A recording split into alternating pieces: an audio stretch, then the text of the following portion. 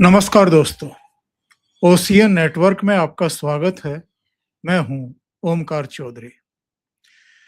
आज हम ये जानने की कोशिश करेंगे कि स्ट्रेट ऑफ हॉर्मुज का स्टेटस क्या है। जरा सा कहीं हमला होता है और ईरान तुरंत ऐलान कर देता है कि हम फिर से हॉर्मुज स्ट्रेट को बंद कर रहे हैं। आईआरजीसी चेतावनी जारी कर देती है कि कोई भी शिप अगर यहाँ से गुजरने की कोशिश करेगा तो फिर सुरक्षा की गारंटी उसी के ऊपर होगी। यानी थ्रेट पर थ्रेट ये हो रही है ईरान की तरफ से। और इसके चलते भारत समेत, चूंकि हम भारत में बैठे हैं तो भारत की बात सबसे पहले करेंगे, तो भारत समेत दुनिया के बहुत सारे देशों में आपूर्ति भी डिस्टर्ब हुई है और तेलों के दाम तो बढ़े ही बढ़े हैं। वो केवल ईरान की वजह से नहीं, हॉर्मुज स्ट्रेट बंद होने की वजह से नहीं, बल्कि इस युद्ध की वजह से भी और कई दूसरे कारण भी हैं। तो हमारे साथ जुड़ रहे हैं जाने माने रक्षा विशेषज्ञ, जियोपॉलिटिकल मामलों के जानकार, और आप उनसे बहुत अच्छे तरीके से परिचित हैं, कर्नल RSN सिंह साहब। सिंह साहब, बहुत स्वागत है आपका। नमस्कार। नमस्कार। आपके दर्शकों को मेरा प्रणाम। सबसे पहले ये बता दूं आपको कि हम लोग सामरिक मामलों के विद्यार्थी हैं और जियोपॉलिटिक्स के विद्यार्थी हैं। ये कोई भी अगर कोई रक्षा विशेषज्ञ जिसने अपनी जिंदगी मतलब बाकी दूसरे मतलब फौजी कामों में लगाया, वो पर्याप्त नहीं है ये दुनिया के स्ट्रेटेजिक मैटर्स को समझने में और उसका विश्लेषण करने में। और बहुत सारे ऐसे प्राणी घूम रहे हैं वो आर बेसिकली फ्रॉड्स। ठीक है ना? सही है। ना उनको उनको उनको ना तो कोई जियोपॉलिटिक्स का बैकग्राउंड है, ना कोई इतिहास का बैकग्राउंड है। आप अचानक आप पर सरस्वती भी जाग जाती है। ठीक है, इसलिए मैं आपके सामने आज जो विश्लेषण रखूंगा, आप खुद अपनी उसको अपनी विवेक की तराजू पर उसको तौलें। देखिए, सबसे पहले बात हो रही है कि होर्मुज की, क्या वो बंद है या खुला है?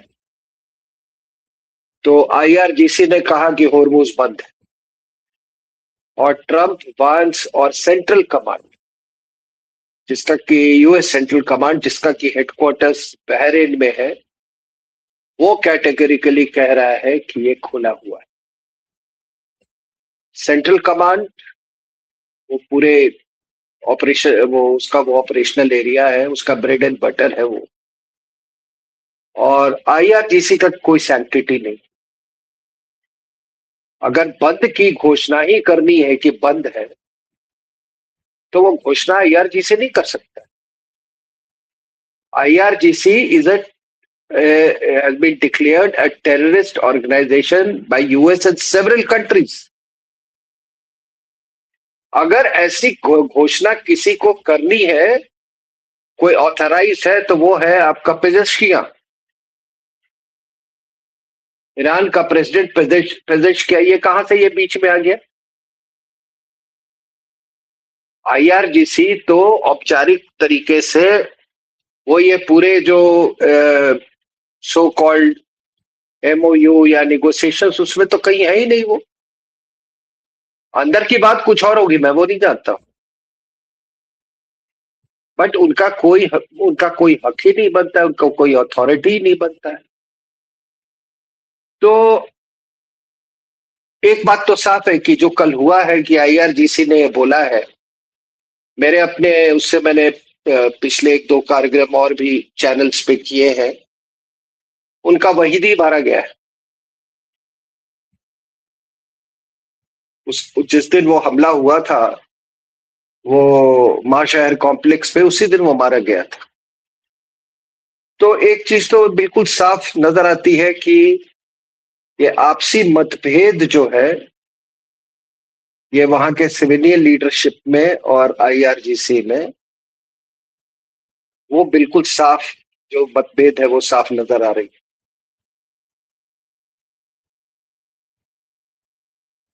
जो क्लर्गी जो है वहां का, जो जो मुल्ले है वहां पे, जो रेजिम के को रेजिम की जो बनावट थी और जिसके मुताबिक उनको इस देश को चलाना था, वो तो उन्होंने कुछ नहीं बोला है। मुस्तफा खुमैनी ने तो कुछ नहीं बोला है। तो आईआरजीसी मुस्तफा खुमैनी को भी बाईपास कर गया, सिविलियन लीडरशिप को भी बाईपास कर गया और दुनिया भर को धमकी दे रहा है एक टेररिस्ट ऑर्गेनाइजेशन की होर्मुज हमने बंद कर दिया। अब देखिए साहब कि ऐसा है कि हकीकत यह है कि होर्मुज का जो फ्रेमवर्क पिछले 40 सालों में आईआरजीसी ने बनाया था वो ध्वस्त हो चुका है। वो ये हुआ कैसे, ये शुरुआत कैसे हुई है होर्मुज वाली, ये जो फेज जो है इसकी? देखिए, यूएस का प्राइमरी जो ऑब्जेक्टिव था वो था न्यूक्लियर, उनके एनरिचमेंट प्रोग्राम को रोकना। उससे ध्यान हटाने के लिए इन्होंने एक प्रेशर पॉइंट, एक दूसरा प्रेशर पॉइंट क्रिएट किया, वो होर्मुज का, ताकि ग्लोबल जब ग्लोबल प्रेशर पड़ेगा अमेरिका में, तो वो जो एनरिच यूरेनियम को लेके या न्यूक्लियर मसले जो है उस पर जो फोकस होगा दुनिया का, वो फोकस जो है वो बिल्कुल ज्यादा रहेगा।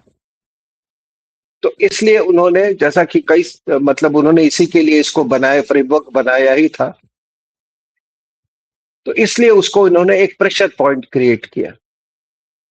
होर्मुज से अमेरिका का कोई लेना देना नहीं, क्योंकि अमेरिका का कोई तेल नहीं, वो एक बूंद भी तेल नहीं लेता है होर्मुज से।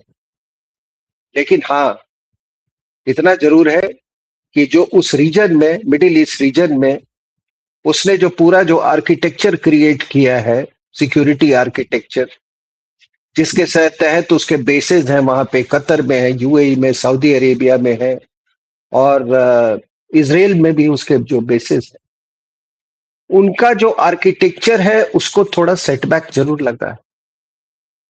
यूरोप को यहां से तेल जाता है, वो भी एक तरह का, वो भी एक, उसको मैं क्या बोलूं कि एक एसेट है। अगर आप पूरे दुनिया को अगर आप बांट ले नक्शे को, तो पूरा जो वेस्टर्न जो इलाका है, जो वेस्टर्न हेमिस्फीयर है, उसमें वो नाटो को एक लेवर की तरह यूज करता है। अगर मिडिल ईस्ट में आ जाए तो उसका लेवर इजराइल है, अगर उससे आप इधर चले आए तो उसका लेवर पाकिस्तान है कुछ हद तक, अगर आप उससे वो चले जाएं और ईस्ट में तो जापान और साउथ कोरिया और ऑस्ट्रेलिया है, और इंडियन ओशन के लिए वो हमारे ऊपर निर्भर करता है। ठीक है, तो ये आप देखें कि ये जो आर्किटेक्चर जो है वो आर्किटेक्चर जरूर अपसेट होता है, लेकिन अमेरिका के लिए ये कोई एग्जिस्टेंशियल थ्रेट नहीं है। और ये भी सोचने वाली बात है कि अगर होर्मुज को, मान लीजिए, पहले बात तो मैंने कहा कि ध्वस्त हो चुका है, उनका कोई अब उस तरह का कोई नियंत्रण नहीं है होर्मुज का। न्यूसेंस वैल्यू है, माइंस अभी भी हैं, और कुछ ऐसे जब धमकियां आती हैं तो थोड़ा सा ग्लोबल मार्केट में रिपल जरूर होता है। लेकिन आपके दर्शकों को मैं एक बात बता दूं कि इसका सबसे बड़ी जो, इसका जो यार्डस्टिक है कि इसका क्या सचमुच में बंद है, खुला है, कितना खुला है, ये आपके क्रूड ऑयल प्राइसेस से आपको पता चल जाएगा। क्यों? क्योंकि वहां पे जब भी होर्मुज में कोई हालात बदलते हैं तो उसका सबसे पहला असर कहां होता है, और सबसे पहला उसके बारे में किसको ज्ञान होता है? ऑब्वियसली जो गल्फ, जो पर्शियन गल्फ कंट्रीज है उनमें होता है, जैसे कि सऊदी अरेबिया, यूएई, कुवैत, तो उसका उसका असर साफ देखने को मिला है। तो ऐसा कोई भूचाल तो देखने को मिला नहीं है। कल जब इन्होंने अनाउंस किया तो 2% कम हुआ था। आज आज का मैंने जब पिछले 3-4 घंटे पहले देखा तो 1% इसके दाम बढ़े थे। तो ये दावे जो किए जा रहे हैं ये कुछ नहीं है। ये एक तरह का मतलब एक क्या करे वो कहे इसको आप, एक तरह का बड़बोलापन आप कह सकते हैं। और ये बड़बोलापन वो खरा नहीं उतर रहा है जो जमीनी हकीकत है उससे।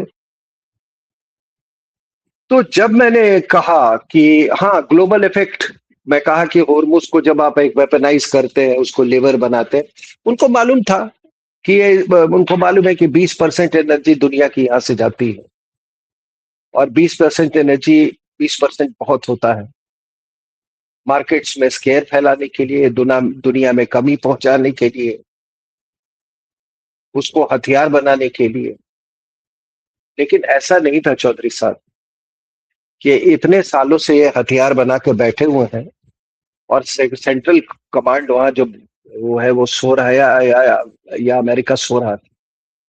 आपको मैं बता दूं कि पिछले 3 सालों में पूरी यही जद्दोजहद चल रही थी, पूरा रिसर्च हो रहा था कि और तैयारी हो रही थी कि किस तरीके से ये जो फ्रेमवर्क जो बनाया है होर्मुज को लेके, किस तरह से जो पहाड़ काट के जो उन्होंने अपने वो कोस्टल बैटरीज लगाए हैं, एंटी शिप मिसाइल्स लगाए हैं, ड्रोन्स हैं, आइलैंड्स में जो उन्होंने अपने फास्ट अटैक बोट्स जो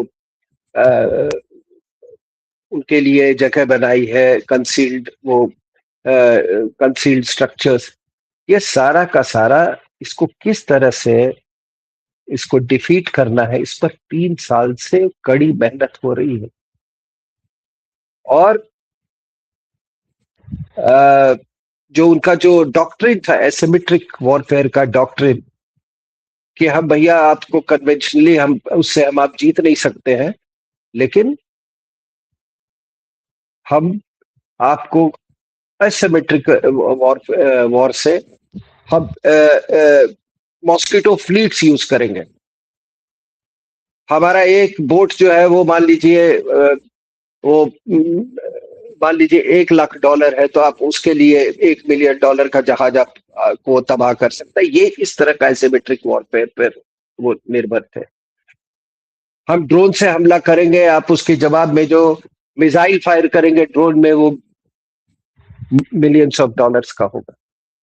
ये उनका कैलकुलेशन था, लेकिन वो उसको पूरा उल्टा कर दिया और यूएसए ने और उसको ध्वस्त कर दिया। वो जो आर्किटेक्चर जो फ्रेमवर्क उन्होंने बनाया था उसको कैसे किया, ये बहुत इंटरेस्टिंग है। और खास करके जो लोग ये वॉरफेयर में रुचि रखते हैं तो उनको लिए भी ये खास करके लाभदायक होगा और उनको इसमें बहुत इसमें रुचि होगी उनमें। जी। देखिए क्या है कि मई 7 मई को इस साल ये जो 3 दशकों से तैयार किया हुआ ये एक पूरा आर्किटेक्चर एसिमेट्रिक वॉरफेयर का वो ध्वस्त हो गया 7 मई को। कैसे ध्वस्त हुआ, आपने तो पढ़ा होगा, सुना होगा कि अमेरिका ने ये घोषणा की उस दौरान कि हमारे 3 डिस्ट्रॉयर शिप्स को एस्कॉर्ट करेंगे जाकर हॉर्मुज में। तो सब कोई इसमें अचंभा थे, इतना बड़ा रिस्क कैसे लिया। ईरानियंस ने वार्न किया, आईआरजीसी ने धमकी दी कि अगर कुछ ऐसा हुआ तुम्हारे जहाजों को हम ध्वस्त कर देंगे। तो वो 3 डिस्ट्रॉयर्स थे, उनका नाम था यूएसएस मेजन, यूएसएस अर्ली बुरके और यूएसएस ट्रक्टन, और ये तीनों जहाज बिल्कुल आईआरजीसी के नाक के नीचे से हॉर्मुज से गुजरने की ठानी। उस 21 माइल का जो फनल जो है, जिसको हम हॉर्मुज कहते हैं, स्ट्रेट ऑफ हॉर्मुज, जो नैरोएस्ट पॉइंट पर 21 माइल है, जिसके एक तरफ ओमान है और दूसरी तरफ ईरान,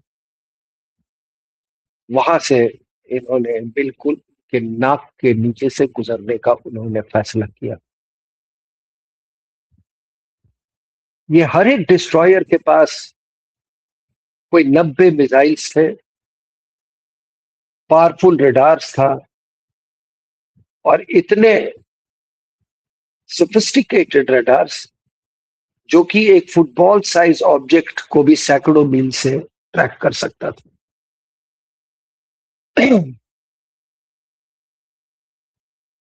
और कोई भी एयरफोर्स का वो मतलब मुकाबला कर सकता था। उधर आईआरजीसी ने वो भी पूरी तैयारी करके बैठे हुए थे, और जो अमेरिकन सैटेलाइट्स है उसने सब कुछ ये रिवील किया कि किस तरह फास्ट अटैक बोट्स को रिफ्यूल किया जा रहा है, मिसाइल्स को ट्रक में लादा जा रहा है, ड्रोन के जो टीम्स है उनको डिप्लॉय हुए थे। यानी कि एक इन 3 डिस्ट्रॉयर्स को डिस्ट्रॉय करने के लिए एक इलैबोरेट एम्बुश सेटअप किया गया था ईरान के द्वारा। अब होता क्या है साहब, देखिए, जैसे ही ये जहाज उधर से गुजरने लगे तो पहला वेव आया ये शाहिद ड्रोन्स का, 136 शाहिद ड्रोन्स, और उसके पीछे दूसरे वेव में 40 फास्ट अटैक बोट्स। ठीक है, और उधर से और डीप डेप्थ से कोस्टल बैटरीज के जो रडार्स जो है वो ऑन हो गए। ठीक है, अब जो यूएसएस मेसन था इसके ऊपर कोई 60 रडार थे, 60 से 65 रडार है। वो एक साथ आप समझिए कि रडार्स में 1100-1200 टारगेट्स दिखाई देने लगे।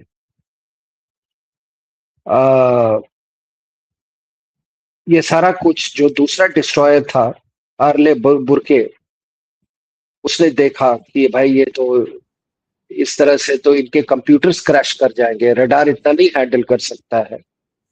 तो जो यूएसएस आर्ले बुरके जो था उसने अपना रडार मेसन के साथ शेयर किया, और ताकि कंप्यूटर्स क्रैश न कर जाए।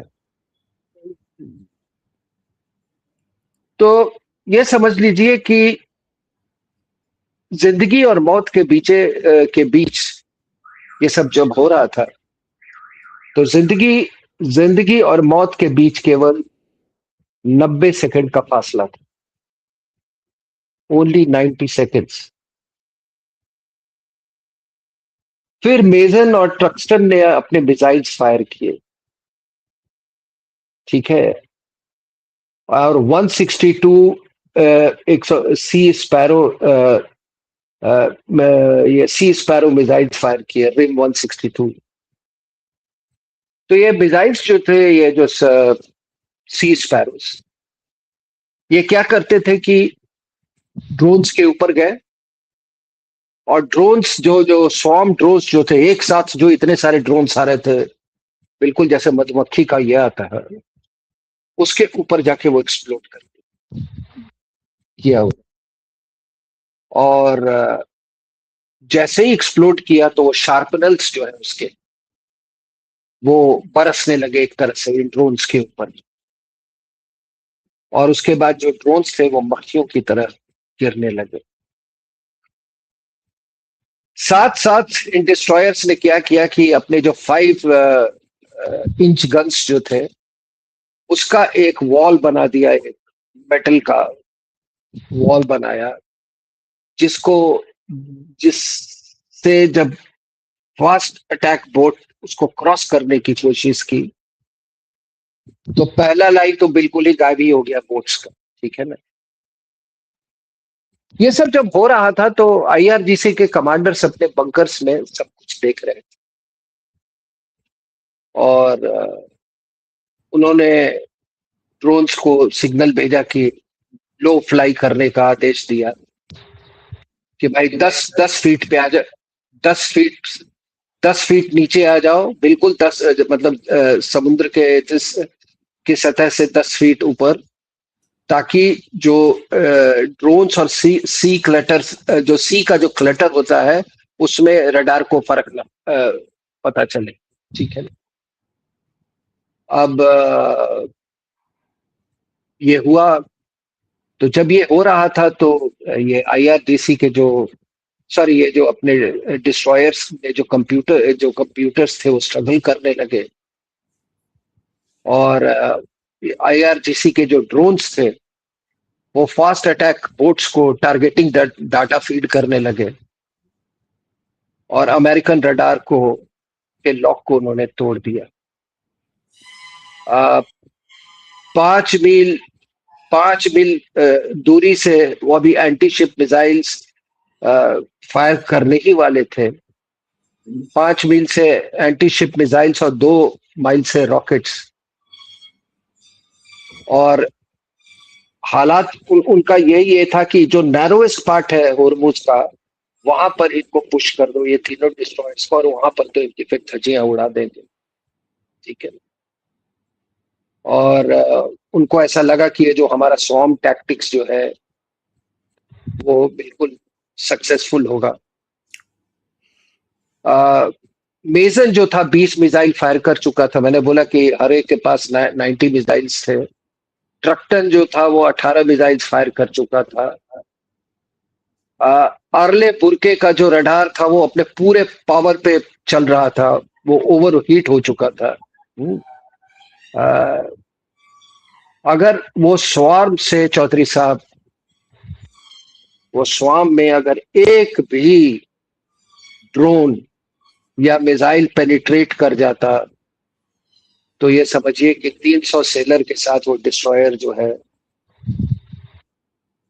वो पानी, वाटरी ग्रेव में चला जाता। जी जी जी, लेकिन उसी समय कुछ हुआ सर, स्थिति ये हो गई थी। 100 मील दूर पर खड़ा एयरक्राफ्ट कैरियर अब्राहम लिंकन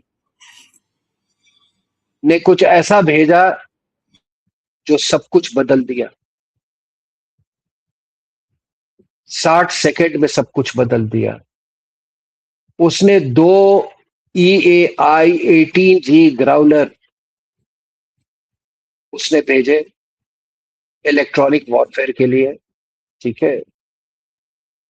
वो जहाज आए और ये ऐसे ये ग्राउलर जो है EA-118G ग्राउलर, इनकी क्षमता ये है कि ये पहले फ्रीक्वेंसी को सुनता है और फिर उसको बदलकर दुश्मन के पास वापस भेज देता है। इसको डिजिटल रेडियो फ्रीक्वेंसी मेमोरी कहते हैं। फिर रडार ऑपरेटर को यही नहीं मालूम होता कि कौन रियल है, ठीक है। तो ग्राउलर ने सिग्नल्स कैप्चर किया उनके फ्रीक्वेंसी, और 500 fake drones, 500 fake missiles, fake ships भेजकर उनके रडार स्क्रीन को बिल्कुल सैचुरेट कर दिया। अब जो बंदर अब्बास में जो कमांड बंकर में बैठा हुआ, वो तो उसको पता ही नहीं चला कि इसमें असली टारगेट क्या है, ठीक है। तो ऐसे ही हवा में ये फायर करने लगे सरफेस टू एयर मिसाइल, ठीक है ना। जब भी ये मारते, अपना surface to air missile launch करते, ग्राउलर जो है उनका लोकेशन पता लगा लेता और फिर उनको डिस्ट्रॉय कर दिया जाता।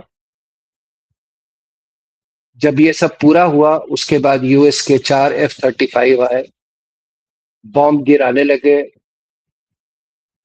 और ये जो F-35 के जो रडार्स है वो हीट और इलेक्ट्रॉनिक सिग्नल्स और वीडियो को वो एक मैप और का मतलब एक सिंथेसिस बनाकर एक मैप प्रस्तुत करता है।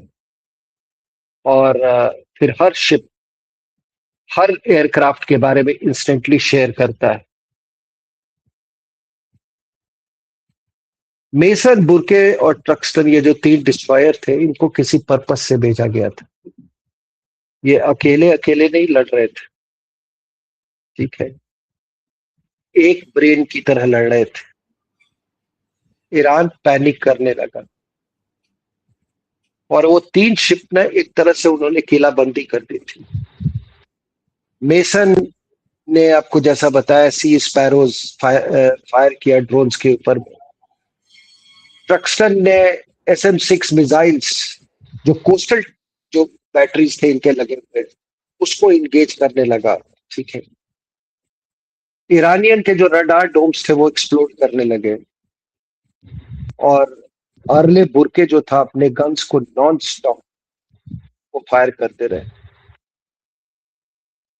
4:15 सुबह तक हमला खत्म हो चुका था। जो 3 अमेरिकन डिस्ट्रॉयर थे उनको एक खरोंच भी नहीं आई, एक सेलर भी नहीं उनका को नुकसान पहुंचा। और IRG का जो सौर स्ट्रेटेजी जो था, जो 20 साल 30 साल से बनाया हुआ था, वो 45 मिनट में ध्वस्त हो गया, ठीक है। उसके बाद से ये जो 3 डिस्ट्रॉयर, अब देखिए 3 डिस्ट्रॉयर के बारे में तो आपने पढ़ा होगा, जैसा मैंने कहा, सुना होगा, टेलीविजन में कवर किया गया। तो जाहिर सी बात है कि एक विश्लेषक के मन में एक ये जिज्ञासा होती कि इस आखिर ये 3 डिस्ट्रॉयर क्या करने आए, ये क्यों ये कह रहे हैं क्या ये फुल हार्डी हो रहे हैं कि हमको इससे होर्मुज से गुजरना है। तो अब आपके और आपके दर्शकों को ये बात समझ में आ गई होगी ये 3 डिस्ट्रॉयर क्यों भेजे थे। इनके भेजने का पीछे का मकसद था कि ये तो मालूम था कि इन्होंने जो पूरा जो उनका कोस्टल एरिया है और जो आइलैंड्स है, जैसे मैंने बताया, एक पूरा उन्होंने फॉर्मिडेबल एक वहां फ्रेमवर्क बना रखा था, बिल्कुल अंडरग्राउंड, ठीक है ना। अंदर अंदर मतलब कई टनल्स बनाए हुए थे। फास्ट अटैक, ये केशम आइलैंड में फास्ट अटैक बोट्स को हाइड करने के लिए उन्होंने जगह पूरी बनाई हुई थी। कहते हैं कि कोई उनके पास 1500 बोट। तो इस अटैक से ये हुआ कि जो नुकसान हुआ वो हुआ, ये पता चल गया कि जैसे ही आए रडार्स ने इनके सारे कुछ ये इनका जो सीक्रेट इंस्टॉलेशंस था, जो इन्होंने सारे जो कंसील कर रखे थे, जो अंडरग्राउंड नेटवर्क बना रखा था, वो सारा का सारा अनरेवल हो गया। और उसके बाद एक फिर हमला हुआ जिसमें तकरीबन मतलब everything was destroyed oblique disabled. तो इसलिए मैं कह रहा हूं कि इनके पास कुछ नहीं बचा है। माइंस है, कुछ माइन स्टोरेज भी डिस्ट्रॉय हुए थे। और ये भी बता दूं आपके दर्शकों को कि एक ये आपके बंदर अब्बास से अगर आप इधर साउथ इधर ईस्ट की तरफ चले आए, 150 किलोमीटर में इनके 7 कोस्टल डिफेंसिव पोजीशन थे जिसमें हर तरह के हथियार थे। ये दूसरी वाली अटैक की मैं बात कर रहा हूं, उसमें इन्होंने ह्यूमन इंटेलिजेंस पहले से ही पेनिट्रेट कर रखा था ह्यूमन इंटेलिजेंस के द्वारा, और उसको हमले से 3 को तो बिल्कुल उड़ा दिया। वो रियल टाइम इनको डाटा दे रहे थे। तो अगर मेरा कहने का क्या मतलब है कि अगर इनका पेनिट्रेशन इतना हो सकता है इजराइल और यूएस का कि ऊपर से नीचे तक, सुप्रीम लीडर से लेके नीचे तक, अगर सबको और न्यूक्लियर साइंटिस्ट को, अगर ये सब को टारगेट कर सकते हैं, वो तो ह्यूमन इंटेलिजेंस के बिना पॉसिबल है नहीं। तो ये आईआरजीसी का जो होर्मुज जो आर्किटेक्चर है वो कौन सी बड़ी बात है। और ये फिर दिखाता है कि ईरान में लोग किस मात्रा में बिकते हैं। ठीक है सर, लेकिन अभी क्या है सर कि होर्मुज तो खुल गया, पर तेल, अब लोग कहेंगे कि पर तेल के फ्लो में जो, अगर आपको उम्मीद कर रहा था कि बाढ़ नहीं आई, अभी तक नहीं आई, इसका कारण है कि शिपिंग कंपनी जो है वो अभी भी बहुत कॉशियस है। उन्हें जहाज और क्रू दोनों का ख्याल रखना है। लेकिन सर यही सवाल तो ईरान पर भी लागू होता है ना। क्या ईरान के जहाज जो 6-7 अभी तक निकले हैं, तो उन पर भी यही सवाल उठता है, उनके जहाज की सेफ्टी, उनके क्रू की सेफ्टी। क्योंकि अगर होर्मुज क्लोज कर दिया, मान लीजिए हाइपोथेटिकली, जो कि उनके पास कोई क्षमता ही नहीं है, और यूएस ने फिर ब्लॉकेड लगा दिया, तब क्या होगा?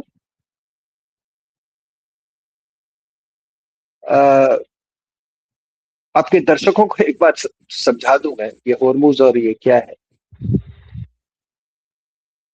कि आपका घर है, उसका, आपके घर का दरवाजा है होर्मुज। ठीक है, मान लीजिए आपके दरवाजे के पास वो खुलता है, ये होर्मुज जो। लेकिन आप थोड़ी दूर पर आपका गेट है, आपका घर का गेट है, उस पर अमेरिका ने ताला लगा दिया।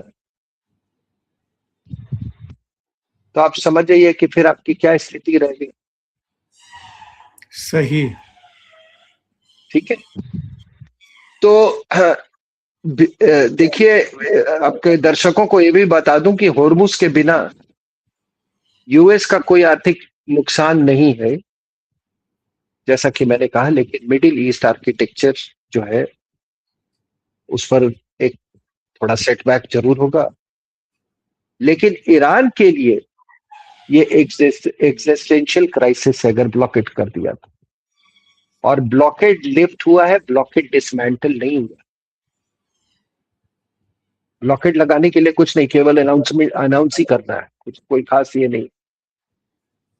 क्योंकि एग्जिस्टेंशियल क्राइसिस है कि आपका लाइफलाइन तेल का एक्सपोर्ट है वही बंद हो जाएगा, बंद हो ही गया था। कोई चीज आ नहीं रही है आपके पास, फॉरेन एक्सचेंज डिप्लीट हो रहा है, लोगों को तनख्वाह देने की पैसे नहीं है। तो आप समझ जाए कि किसको कितना फर्क पड़ता है। ठीक है ना। तो और ऐसा नहीं है कि बाकी लोगों ने होर्मुज को एक इस युद्ध को का एक परिणाम ये हुआ है कि ये जितने वहां पे जो लिटोरल स्टेट्स हैं पर्शियन गल्फ के, वो सब के सब अपने पाइपलाइन को एक्सपैंड करने की उन्होंने कार्रवाई शुरू कर दी है। स्टोरेज कैपेसिटी बढ़ाने के और उन्होंने उसकी भी प्लानिंग वो कर रहे हैं। सऊदी अरेमको के जो हेड हैं उन्होंने कहा कि वो विचार कर रहे हैं कि दुनिया भर में वो मतलब अपनी स्टोरेज कैपेसिटी जो है वो क्रिएट करे सऊदी ऑयल के लिए। कुवैत जो है यूएई और सऊदी अरेबिया से पाइपलाइन की बात कर रहा है। थर्सडे को करीब 25 जहाज गुजरे हैं और शनिवार को 58 जहाज। जब सब कुछ नॉर्मल होता है था होर्मुज में तो कोई 120-130 जहाज गुजरते थे। ठीक है, और जब स्ट्रेट खुला, जैसे ही खुला तो 5 मिलियन बैरल्स पर डे वहां से गुजरा, जबकि पूरे मई में 2.5 मिलियन बैरल्स गुजरा था। 9 मिलियन बैरल इस तरफ, 9 से 12 मिलियन बैरल इधर इधर से गुजरा है, जिसमें कि एक बहुत बड़ा चंक जो है वो सऊदी का जो पाइपलाइन है वो रेड सी तक उससे भी आया है। ठीक है,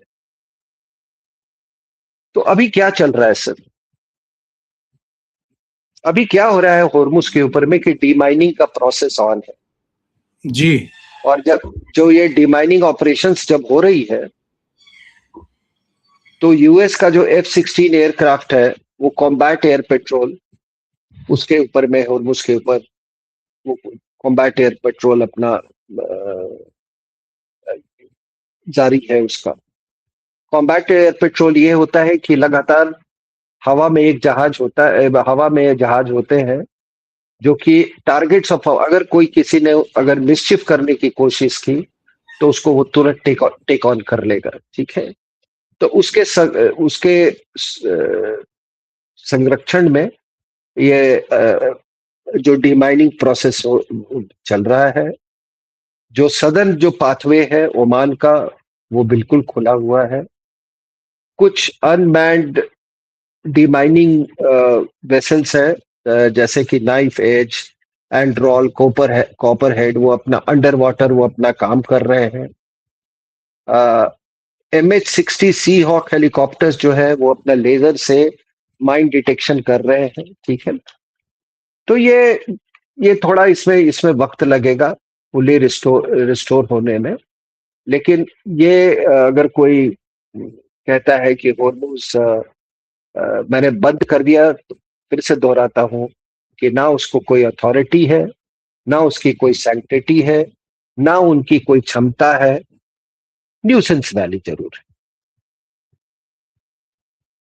ठीक है सर, लेकिन इसीलिए हाँ, अब आखिर में ये जरूर पूछना चाहूंगा, अमेरिका, बल्कि खुद डोनाल्ड ट्रंप का ही बयान आया है जिसमें वो कह रहे हैं कि होर्मुज में अमेरिका टोल लगा सकता है। इससे मिडिल नहीं नहीं ईस्ट नहीं नहीं, वो नहीं, वो मजाक मजाक है, जेस्ट में कही है। उसने क्या कहा कि ये टोल फ्री नेविगेशन होगा, और अगर टोल की भी बात होगी तो हम जो ये इतने सारे सुविधाएं दे रहे हैं तो हम टोल लेंगे, दुनिया में और कोई नहीं लेगा। ठीक है, तो उसको उस जेस्ट में लेना चाहिए, और दुनिया की कोई ताकत नहीं है जो यहाँ टोल ले सकती है, क्योंकि ये अनक्लॉस के खिलाफ है। मैं आपको बता दूं, ये चाहे अमेरिका हो चाहे अमेरिका का बाप हो, कोई कोई इसमें टोल नहीं है। एक वो जेस्ट में उसने बोला है उसको ये करने के लिए, तुम क्या लोगे, तुम्हारे दादा हम हैं। ठीक है ना, वो बोलने का एक तरीका है।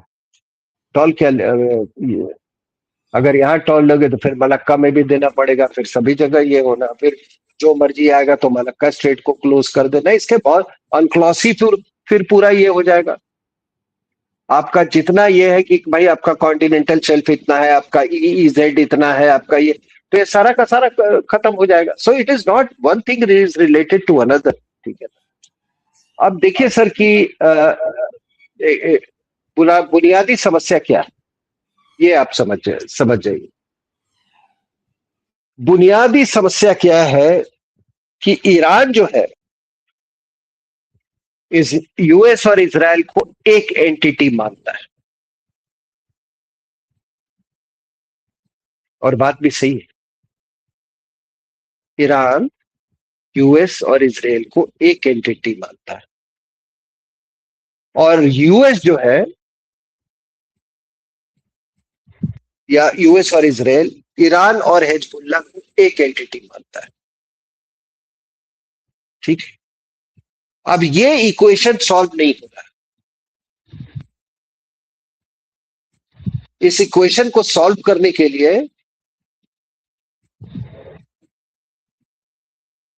आपको हिजबुल्लाह जो है वो उस फैक्टर को आपको उसको मैनिपुलेट करना होगा आपको। अब सवाल उठता है कि ये इक्वेशन कहां तक सही है। क्या हिजबुल्लाह को मतलब टेररिज्म और ये प्रॉक्सी वॉर करने की पूरी छूट होनी चाहिए?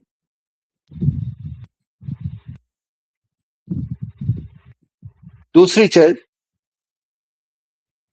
अगर ऐसा ही होगा कि यूएस को अगर चूज करने पड़े between Israel and Hormuz, sir hypothetical, तो obviously US will choose Israel, इसमें कोई दो राय नहीं है। क्या यूएस होर्मुज के कारण इजराइल की इंटीग्रिटी और उसका एग्जिस्टेंस दांव पे लगा देगा? और ये बताइए, ये हिजबुल्लाह जो है ये क्यों नहीं कहता है कि भैया हम शांति चाहते हैं, हमने हथियार हम रखने को तैयार है, डालने को तैयार है, और अब से हम केवल एक पॉलिटिकल ग्रुपिंग रहेंगे। और ऐसा बात नहीं है, हिजबुल्लाह ने इलेक्शंस भी लड़े, हिजबुल्लाह एक पॉलिटिकल पार्टी भी है, इनके लोग पार्लियामेंट में बैठते हैं। तो ये क्यों नहीं कहते हैं कि हम जो है ये टेररिज्म और ये प्रॉक्सी वॉर हम खत्म करते हैं, अब हम हथियार, हम वायलेंस का सहारा नहीं लेंगे, हम टेररिज्म का सहारा नहीं लेंगे, और हम अपने आप को, जो हमारा जो मिलिट्री जो स्ट्रक्चर है उसको हम डिसमेंटलिंग करने के लिए तैयार है। अब रही कि आप बताइए कि हिजबुल्लाह का मतलब इजराइल हिजबुल्लाह से कैसे बात कर सकता है? ईरान लेबनान से बात कर सकता है, सॉरी इजराइल लेबनान से बात कर सकता है, इजराइल हिजबुल्लाह से बात नहीं कर सकता है। मोदी साहब शहबाज शरीफ से बात कर सकते हैं, लश्कर तोयबा के साथ बात नहीं कर सकते। ठीक है, तो यही है कि अब और ये भी सवाल है कि अगर फिर अमेरिका ब्लॉकेट लगा देता है तो, और जैसा कि मैंने कहा कि IRGC has no authority to go back on MOU। ये वहां की जो पॉलिटिकल लीडरशिप जो है वो डिसाइड करेगी। और आखिरी में कुछ चीजें जो इंटरेस्टिंग चीजें हैं, अभी ट्रम्प साहब G7 में गए थे जी, तो वहां पर आपने देखा कि एक तो ये मेलोनी वाला जो इंसिडेंट हुआ कि ये भीख मांग रही थी फोटो खिंचाने के लिए, और फिर उसके बाद जो आपस में उनका आदान प्रदान हो रहा है वो ट्विटर के जरिए या इस तरह से एक्स के जरिए, तो ट्रम्प साहब का उनका गुस्सा ये है कि हम इनके लिए लड़ रहे हैं और ये हमको बेस भी देने को तैयार नहीं थे। उन्होंने कहा था कि होर्मुज तुम भी करो यार, तुम्हारा तेल जाता है होर्मुज से, तुम भी तो आके वो करो। इन लोगों ने बेस वेस नहीं दिया था। और इसमें यूरोपियन कंट्रीज का मैं आपको बता दूं कि या तो आप बोलो कि मैं नेटो का हिस्सा नहीं, कोई बात नहीं कि हम नेटो को छोड़ते हैं, वो भी नहीं करेंगे क्योंकि उनको मालूम है कि अमेरिका के बिना उनका सिक्योरिटी पॉसिबल ही नहीं। और अगर नाटो का आप हिस्सा हो तो आपको कुछ तो योगदान देना पड़ेगा। आप रिफंड का तो नहीं खाते रहोगे। आप हथियार बेचो, आप रफाल बेचो, आप स्कॉर्पियन बेचो, आप दुनिया भर को हथियार बेचो, लेकिन जब अपनी सुरक्षा की बात करती है तो आप अफगानिस्तान में आप चार मिलिट्री पुलिस भेज देते हो, 6 उधर कुछ उधर भेज देते हो, कोई एक डॉग स्क्वाड भेज देता है।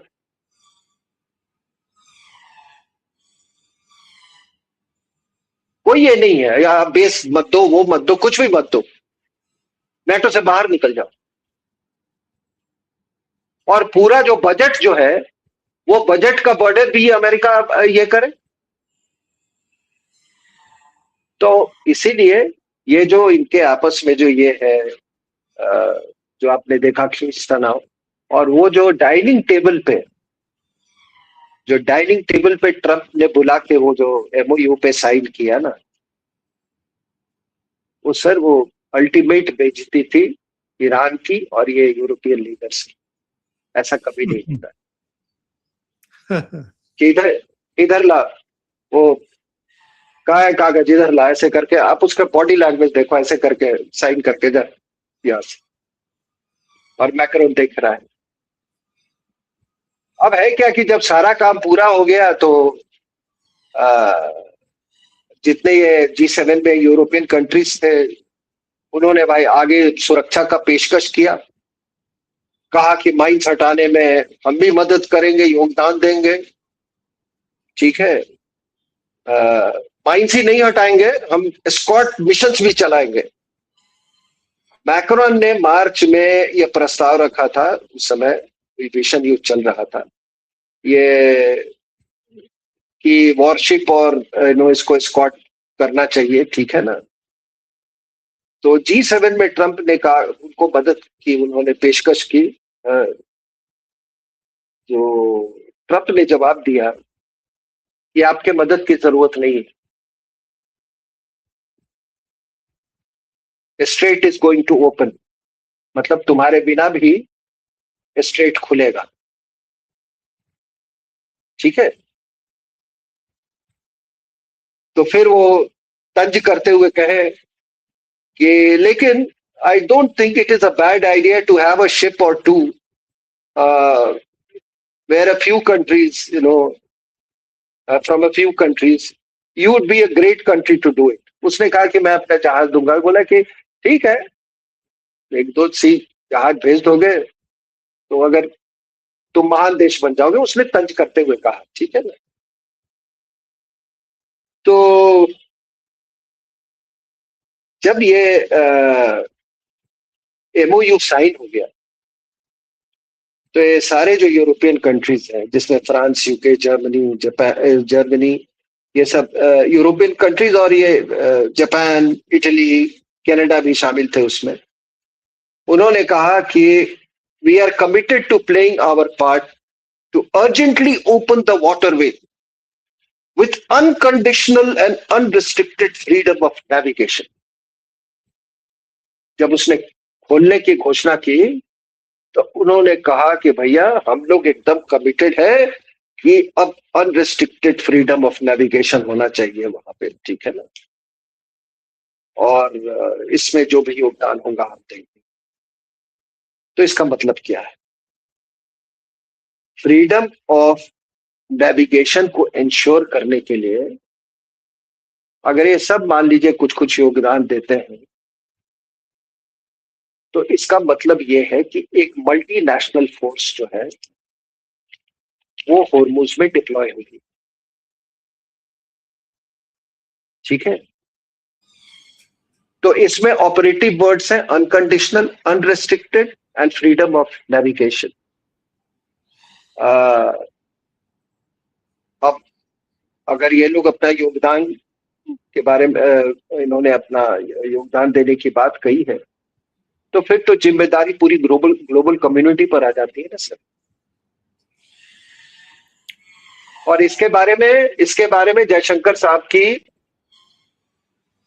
भी कुछ रुपयों से बात हुई है। ठीक है ना, इसको लेकर। तो ये फ्रांस जो है अपना nuclear power aircraft carrier Charles de Gaulle पहले मेडिटेरेनियन में भेजा, फिर इधर हाल फिलहाल में स्विस को क्रॉस करके वो अरेबियन सी में आया। तो मैक्रोन ने कहा कि जो रीजन में हमारे जो शिप्स डिप्लॉयड हैं वो तत्काल सहायता कर सकते हैं, और कहा कि मेरे फाइटर एयरक्राफ्ट जो है वो भी ऑब्जर्वेशन मिशंस चला सकते हैं। ये सब उन्होंने उनको आश्वासन दिया, इच्छा जाहिर की। ठीक है, और इसका यही इम्प्लीकेशंस है कि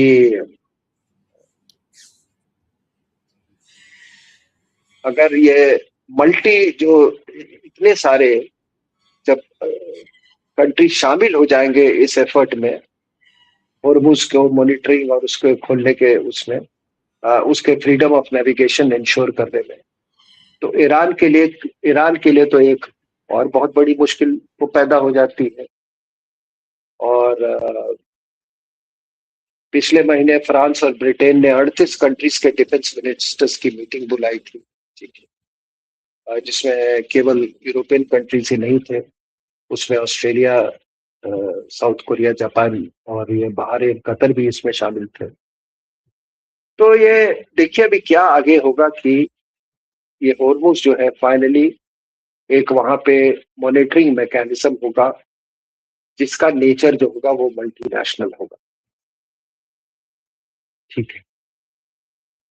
और बाकी सब जो ईरान का आप सुन रहे हैं ये सब बड़बोलापन है, ये ब्लफ है। और आज भी आप देख लेंगे कि कितने शिप्स वहां से गुजरते हैं। बाकी डीमाइनिंग प्रोसेस ऑन है, जैसा कि मैंने बोला।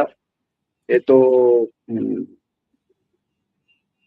जो मैंने कहा, जो रिसोर्सेज है डीमाइनिंग के लिए, वो सारे अभी भी जब मैं आपसे बात कर रहा हूँ वो अपना काम कर रहे हैं। जी जी जी, मैं अपनी सिंह बात साहब ही बहुत बहुत धन्यवाद आपका जुड़ने के लिए और इतना डिटेल जानकारी देने के लिए।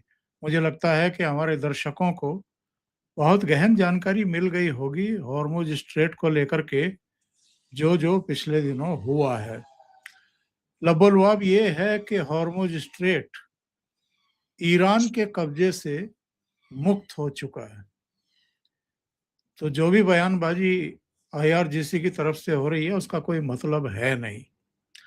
बहुत बहुत धन्यवाद सिंह साहब जुड़ने के लिए, इतना समय देने के लिए और महत्वपूर्ण जानकारी साझा करने के लिए। Thank you so much. लेकिन न्यूसेंस वैल्यू अभी भी है। जी जी, ऐसा नहीं है, न्यूसेंस वैल्यू है, माइंस है, कोई एक आध रोग वो जाके कोई फायर कर दे, वो सब हो सकता है, बट उनका जो फ्रेमवर्क जो है हॉर्मुज का वो बिल्कुल ध्वस्त। जी जी जी, बहुत बहुत धन्यवाद। Thank you so much. नमस्कार।